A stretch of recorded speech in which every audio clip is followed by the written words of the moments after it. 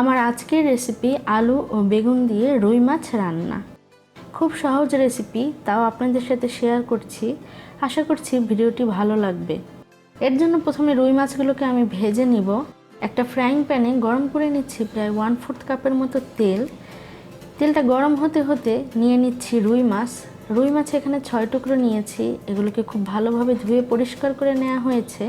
এই মাছের সাথে আমি অ্যাড করে নিচ্ছি আধা চা চামচ পরিমাণ হলুদ গুঁড়ো এবং আধা চা চামচ পরিমাণ লবণ। এই হলুদ এবং লবণ দিয়ে রুই মাছগুলোকে একটু মাখিয়ে নিচ্ছি। এখানে চাইলে আপনারা মরিচের গুঁড়োটাও ব্যবহার করতে পারেন, কিন্তু আমি মরিচের গুঁড়ো সাধারণত মাছ ভাজার ক্ষেত্রে দেই না, কারণ এতে করে মাছগুলো পুড়ে যেয়ে কালো হয়ে যায়, দেখতে অতটা ভালো লাগে না।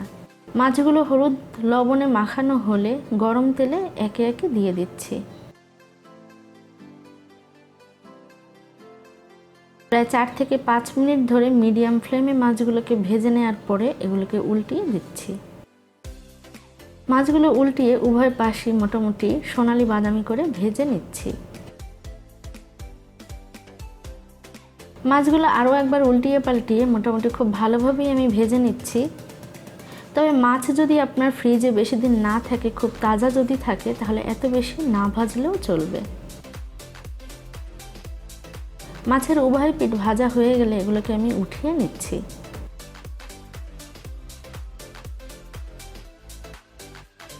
এবার ওই একই তেলে আমি ভেজে নিব বেগুন এবং আলু। বেগুন আমি নিয়েছি লম্বা লম্বা বেগুনগুলো। এগুলো আমি মাঝখান থেকে কেটে আড়াআড়ি বরাবর এভাবে কেচে নিয়েছি। আর আলুগুলোকেও লম্বা লম্বা করে কেটে নিয়েছি। এবার আলু ও বেগুনের সাথে একইভাবে অ্যাড করে নিচ্ছি আধা চা চামচ হলুদ গুঁড়ো এবং সামান্য পরিমাণ লবণ। হলুদ এবং লবণে মাখিয়ে বেগুনগুলোকে আমি তেলে দিয়ে দিচ্ছি। বেগুন কিন্তু আমি লম্বা লম্বা বেগুনগুলো মাঝখান থেকে কেটে টুকরো টুকরো করে এরপরে এর গা বরাবর কেচে নিয়েছিলাম। বেগুনগুলোর একটা সাইড ভাজা হয়ে গেলে উল্টিয়ে দিচ্ছি। বেগুনগুলো কিন্তু আমি হাই ফ্লেমে ভেজে নিয়েছি। বেগুনের অপর পাশও আমি মোটামুটি বাদামি করে ভেজে নিচ্ছি। ভাজা হয়ে গেলে এগুলোকে তুলে রাখছি।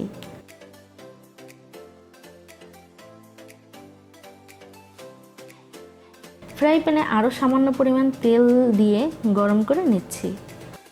এবারে ভেজে নিচ্ছি হলুদ এবং লবণে মাখানো আলুগুলো। আলুগুলোরও একটা পাশ ভাজা হয়ে গেলে উল্টিয়ে দিচ্ছি।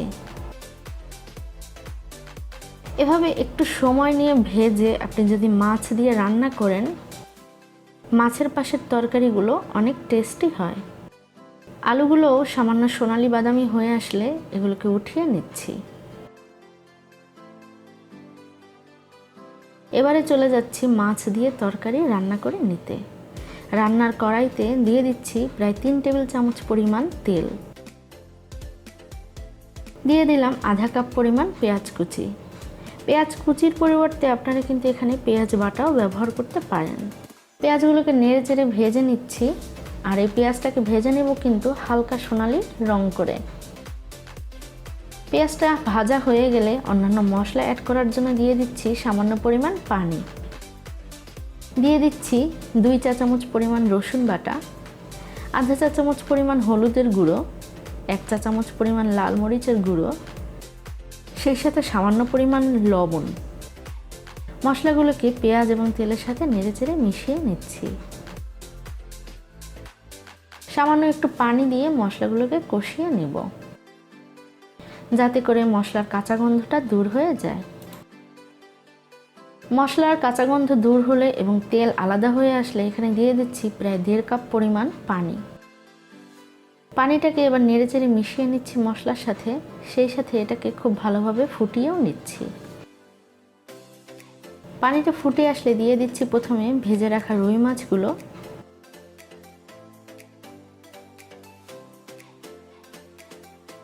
এরপরে ভেজে রাখা বেগুন এবং আলু।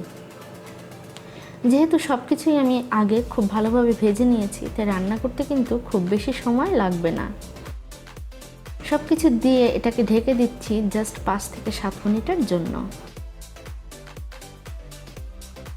একবার আলতো করে সব কিছুকে হালকা করে নেড়ে মিলিয়ে নিচ্ছি। দিয়ে দিচ্ছি 1 চা চামচ পরিমাণ ভাজা জিরার গুঁড়ো এবং আরও দিচ্ছি 7-8টি কাঁচামরিচ। কাঁচামরিচগুলো কিন্তু আমি কেটে দেইনি, জাস্ট ঘ্রাণের জন্য আমি অ্যাড করে নিয়েছি।